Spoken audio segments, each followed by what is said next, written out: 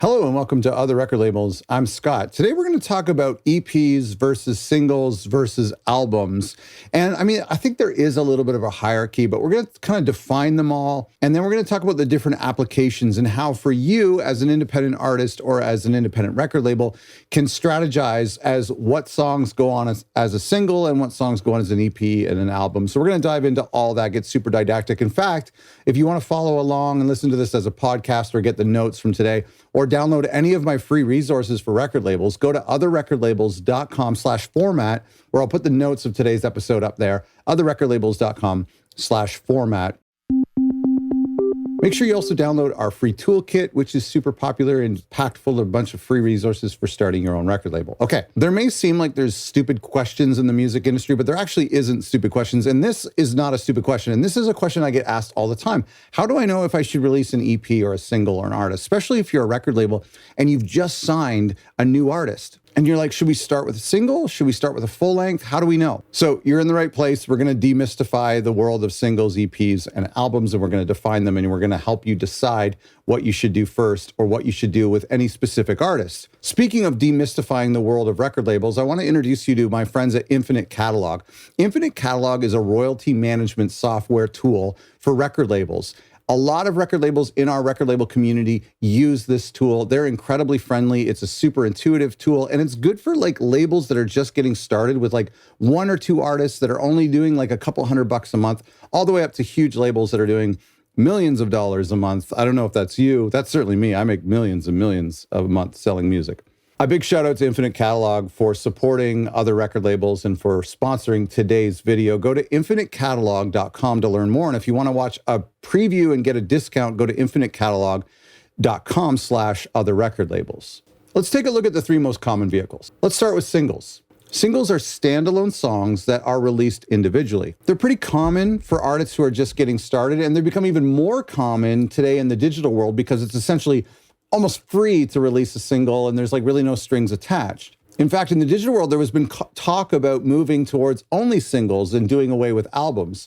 Spoiler alert, that didn't happen, thank goodness. So even the big major artists are still releasing albums as kind of like a cohesive artistic statement, which is great. I love that. But if you go back to the 40s and 50s when singles were released physically on a 45 or on a 78 record. In fact, you'd listen to the radio, you'd hear a song that you love, you'd run down to the store and you buy that song, go home and play it. When Columbia invented the 12-inch and into the 60s and 70s, the album and fitting more songs onto a record, the album became a little more popular. In fact, there was a time you would take all of your 78's individual songs and you would collect them in a photo album that was like, made out of leather, or there would be like printed on color, and a band would take a bunch of their songs and that would be considered an album. And so the idea of a single goes back to when a band would want to just promote one main song on the radio. And that still happens today when we try to promote a song that we're really excited about to playlists and even to college radio. They still released singles physically, even up until the 80s, 90s, and 2000s on CD, on cassette singles, and still on 7-inch vinyl. Today, it's primarily digital. There's three types of singles that I like to think about. Now, maybe there's millions of more, but here are the three categories for singles and where a certain song might fit into a single. Okay, so there's pre-release singles, right? So let's say you have an album that's coming out in a couple of months.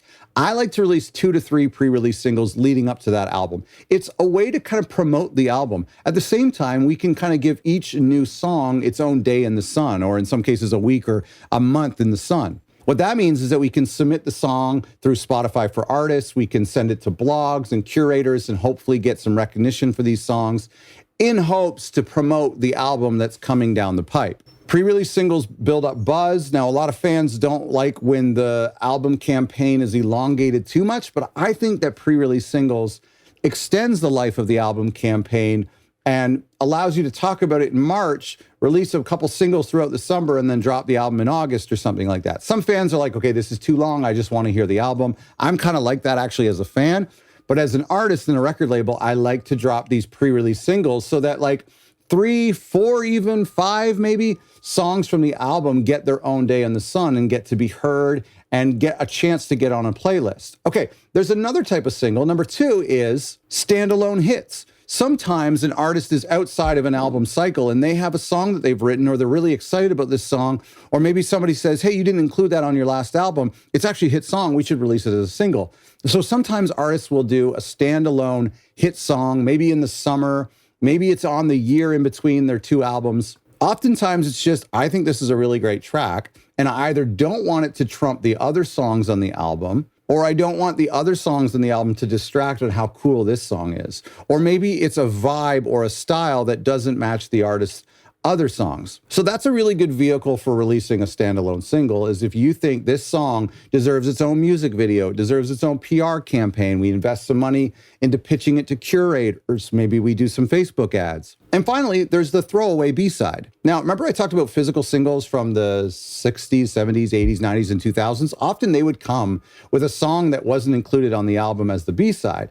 And so we can actually do that today as standalone throwaway B-side singles. I'll give you an example. So when I'm making a record, I might write and record 12 or 13 songs, but the actual album only includes 9 or 10 songs. And so what do I do with those extra 2 or 3 songs that didn't quite make the cut of the album, but are still pretty cool and I want people to hear eventually? Well, I release them as like a throwaway B-side months after the album has come out. And I do that as a way to remind people, hey, you remember 6 months ago I had an album? Well, here's one of the B-sides from the album. You might actually like the song more than some of the songs on the album. I use it as a way to keep the campaign going. In fact, I had a throwaway B-side that I released 8 months after my album came out. I just was going through some mixes and I was like, oh yeah, this was a pretty decent song. Didn't fit the album. I didn't think it was as good enough for the album. I don't personally really love it that much, but I released it as a throwaway B-side 8 months after the album came out. And it did so well. It got picked up by a bunch of playlists and it outpaced like any other song from the previous album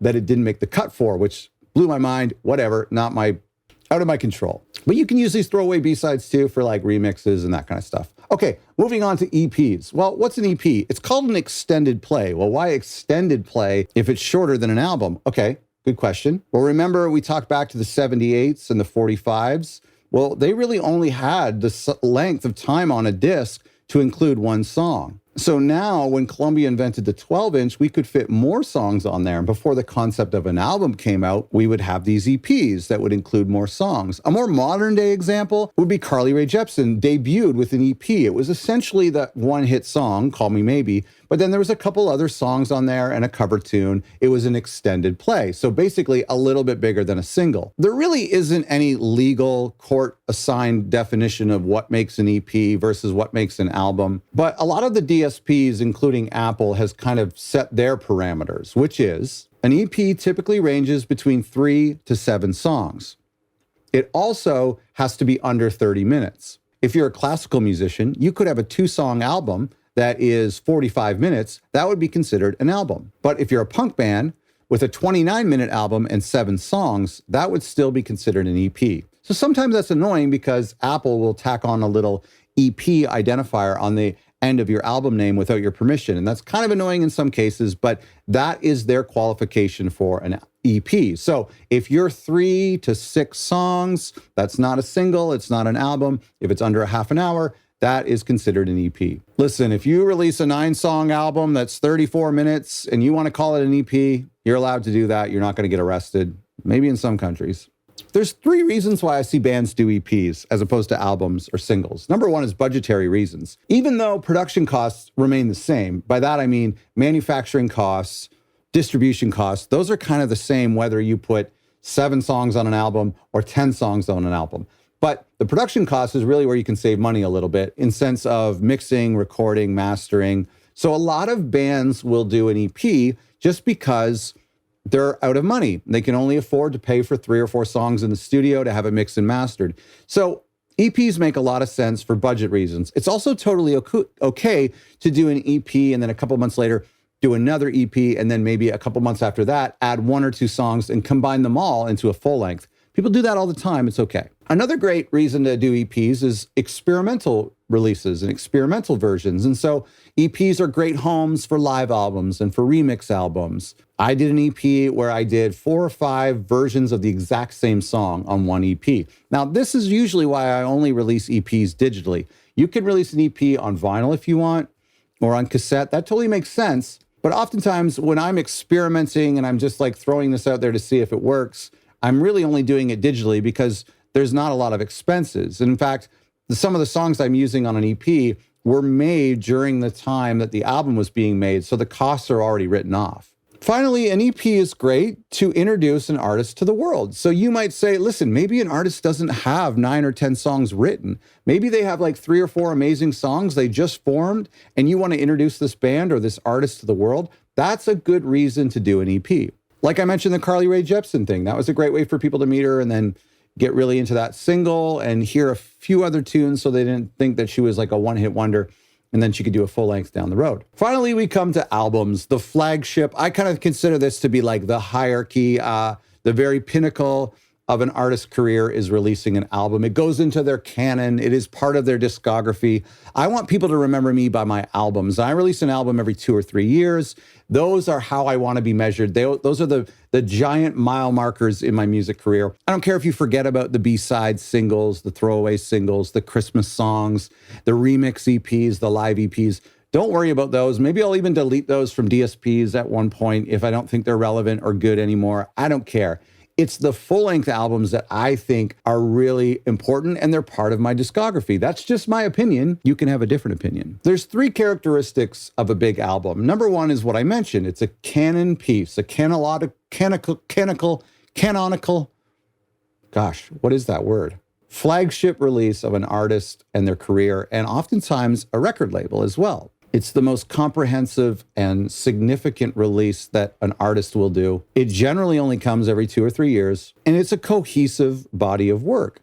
As the album has evolved over years, one of the reasons I think that it's stayed so long is because we can use it as artists as an artistic statement.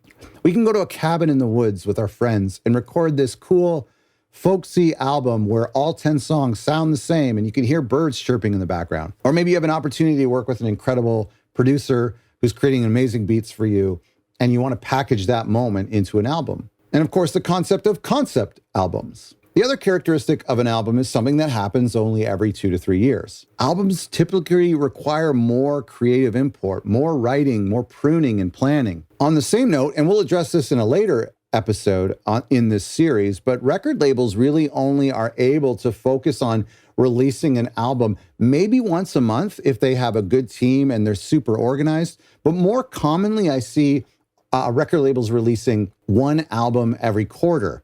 Sometimes there's only 2 a year, and I've gotten to the place with my own label because I'm so busy with this channel that I can only do 1 major release a year. All of those things are correct. The point is that albums are very substantial. They last forever, hopefully, and that's why they take maybe 2 to 3 to 5 years to make. And finally, an album is a major investment and therefore expects a major return. There's a greater investment in recording and in the artist's time to write and arrange the songs. There's mixing and mastering. Oftentimes, you're manufacturing something that you wouldn't have done if this was only a single, like vinyl or merch or going on tour. And so because this only happens every 2 or 3 years, we're expecting a big burst of revenue that will sustain us over the next couple of years. So albums are significant because although they cost a lot to make, hopefully they give us a little bit of a spike in our revenue for whenever that album was released. In the music industry, singles and EPs and albums all have their place. The point of this episode is for you to know the definition, know the pros and cons of everything. I mean, there are no pros and cons. They're all different. We're not comparing which one is better. I get that question sometimes, which one's better? Well, they all have a place. Honestly, I see it as like a hierarchy. It's like a crawl, walk, run. Let's try out this band. Let's try out this sound. Let's try out a few more tracks and see if they can do a live version or a cover version. And now let's do the substantial, cohesive body of work that will last forever in making an album. All are correct, all are great, all are important. The point of this is that you're strategic and intentional about what songs are released on what type of format and how. And you sit down with your artist and you watch this video together and have some coffee and you plan out, okay, this song could be a standalone summer track or a Christmas song. Let's release it as a single. Here's some songs that are different from how we sound as a band. We want to release them as an EP. And here's some of my best work that I want to save to put on an album. All the notes from today and all the resources you need to become a better record label or to start a record label in the first place can be found at my website at otherrecordlabels.com. The notes from today's episode is at otherrecordlabels.com/format. And of course, connect with our friends at Infinite Catalog to learn more about how they can help you simplify your royalty accounting as a record label. Go to infinitecatalog.com. And if you want a tutorial and a look at how the software works and a free walkthrough, go to infinitecatalog.com/otherrecordlabels, where you can see how the software works, as well as get a discount exclusive for the record labels in our community.